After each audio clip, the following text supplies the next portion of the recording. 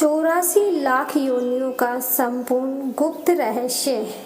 हिंदू धर्म में पुराणों में वर्णित 84 लाख योनियों के बारे में आपने कभी न कभी अवश्य सुना होगा। हम जिस मनुष्य योनि में जी रहे हैं वो भी 84 लाख योनियों में से एक है। अब समस्या यह है कि कई लोग ये नहीं समझ पाते कि वास्तव में इन योनियों का अर्थ क्या है। यह देखकर और भी दुख होता है कि आज की पीढ़ी पढ़ी लिखी नहीं पढ़ी लिखी इस बात पर व्यंग्य करती और हंसती है कि इतनी सारी योनियां कैसे हो सकती हैं। कदाचित अपनी सीमित ज्ञान के कारण वे इसे ठीक से समझ नहीं पाते। गरुड़ पुराण में योनियों का विस्तार से वर्णन किया गया है, तो आइए आज इन्हें समझने का प्रयत्न करते हैं।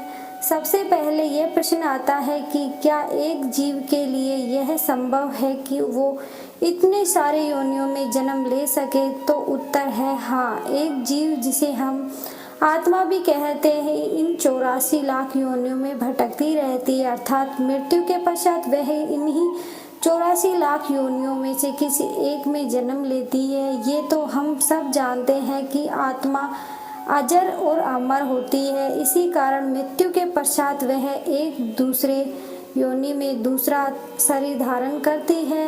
अब प्रश्न यह है कि यहाँ योनि का अर्थ क्या है। अगर आसान भाषा में समझाया तो योनि का अर्थ है जाति या नस्ल, जिसे अंग्रेजी हम प्रीसीज कहते हैं, अर्थात इस विषय में जितने भी प्रकार की जातियां हैं उसे ही योनि कहा जाता है। इन जातियों में न केवल मनुष्य और पशु आते हैं बल्कि पेड़ पौधे, वनस्पतियां, जीवाणु, विषाणु इत्यादि का गणना भी इन्हीं 84 लाख योनियों में से की जाती है। आज का विज्ञान बहुत विकसित हो गया है और दुनिया भर के जीव वैज्ञानिक वर्षों की शोधों के बाद इस निष्कर्ष पर पहुंचे हैं कि इस पृथ्वी पर आज लगभग 87 लाख प्रकार के जीव जंतु एवं वनस्पतियां पाई जाती हैं। इन 87 लाख जातियों में लगभग 2 से 3 लाख जातियां ऐसी हैं जिन्हें आप मुख्य जातियां उपजातियों के रूप में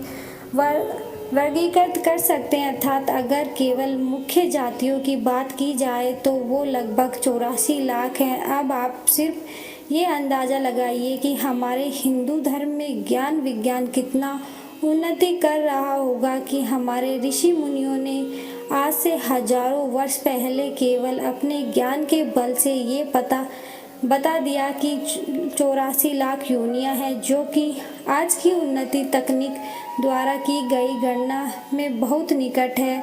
हिंदू धर्म के अनुसार इन 84 लाख योनियों में जन्म लेते रहने को ही जन्मत का चक्र कहा गया है। जो भी जीव इस जन्म मरण के चक्र से छूट जाता है, अर्थात जो अपनी 84 लाख योनियों की गणनाओं को पूर्ण कर लेता है और उसे आगे किसी अन्य योनि में जन्म लेने की आवश्यकता नहीं होती, उसे ही हम मोक्ष की प्राप्ति करना कहते हैं। मोक्ष का वास्तविक अर्थ जन्म मरण के चक्र से निकलकर प्रभु में लीन हो जाना है। ये भी कहा गया है कि सभी अन्य योनियों में जन्म लेने के पश्चात ही मनुष्य योनि प्राप्त होती है।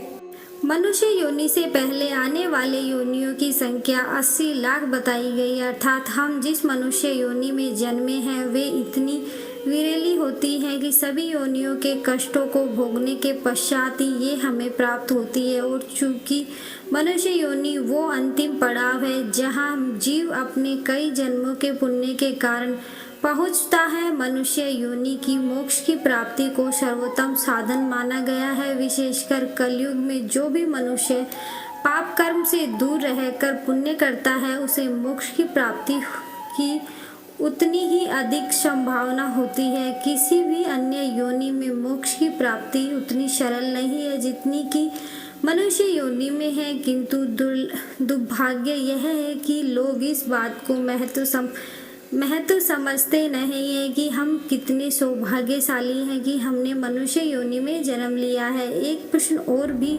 पूछा जाता है कि क्या मोक्ष पाने के लिए मनुष्य योनि तक पहुंचना या उसमें जन्म लेना अनिवार्य है। इसका उत्तर है नहीं। हालांकि मनुष्य योनि को मोक्ष की प्राप्ति के लिए सर्वाधिक आदर्श योनि माना गया है, क्योंकि मोक्ष के लिए जीव में जिस चेतना की आवश्यकता होती है वह हमें मनुष्य में सबसे अधिक पाई जाती है। इसके अतिरिक्त कई गुरुजनों ने यह भी कहा है कि मनुष्य योनि मोक्ष का सोपान है और मोक्ष केवल मनुष्य योनि में ही पाया जा सकता है। हालांकि यह अनिवार्य नहीं है कि केवल मनुष्य को ही मोक्ष की प्राप्ति होगी, अन्य जंतुओं अथवा वनस्पतियों को नहीं। इस बात के कई उदाहरण हम अपने वेदों और पुराणों में मिलते हैं कि जंतु ने भी सीधे अपनी योनि से मोक्ष की प्राप्ति की है। महाभारत में पांडवों के महाप्राणायाम के समय एक कुत्ते का जिक्र आया है जिसे उनके साथ ही मोक्ष की प्राप्ति हुई थी, जो वास्तव में धर्मराज थे। महाभारत में ही अश्वमेध यज्ञ के समय एक नेवले का वर्णन है जिसे युधिष्ठिर के अश्वमेध यज्ञ से उतना पुण्य नहीं प्राप्त हुआ जितना एक गरीब के आटे से, और बाद में वो भी मोक्ष को प्राप्त हुआ। विष्णु एवं गरुड़ पुराण में एक गज और ग्राहक का वर्णन आया है जिन्हें भगवान विष्णु के कारण मोक्ष की प्राप्ति हुई थी। वो ग्राहक पूर्व जन्म में गंधर्व और गज भक्त राजा थे, किंतु कर्म फल के कारण अगले जन्म में पशु योनि में जन्मे। ऐसे ही एक गज का वर्णन गजानन की कथा में है, जिनके सर को श्री गणेश के सर के स्थान पर लगाया गया था और भगवान शिव की कृपा से उसे मोक्ष की प्राप्ति हुई। महाभारत की कृष्ण लीला में श्री कृष्ण जी ने अपनी बाल्यावस्था में खेलते खेलते में यमक एवं अर्जुन नामक दो वृक्षों को उखाड़ दिया था। वे यमलार्जुन वास्तव में पिछले जन्म में यक्ष थे जिन्हें वृक्ष योनि में जन्म लेने का श्राप मिला था। अर्थात जीव चाहे किसी भी योनि में क्यों ना हो, वह अपने पुण्य को और सच्ची भक्ति से मोक्ष को प्राप्त कर सकता है। एक और प्रश्न पूछा जाता है कि क्या मनुष्य योनि सबसे अंत में ही मिलती है, तो इसका उत्तर है नहीं। हो सकता है कि आपके पूर्व जन्मों के पुण्य के कारण आपको मनुष्य योनि प्राप्त हुई हो, लेकिन ये भी हो सकता है कि मनुष्य योनि की प्राप्ति के बाद किए गए आपके पाप कर्म के कारण अगले जन्म में आपको अधर्म योनि प्राप्त हो। इसका उदाहरण आपको पूर्व की कथाओं में मिल गया होगा।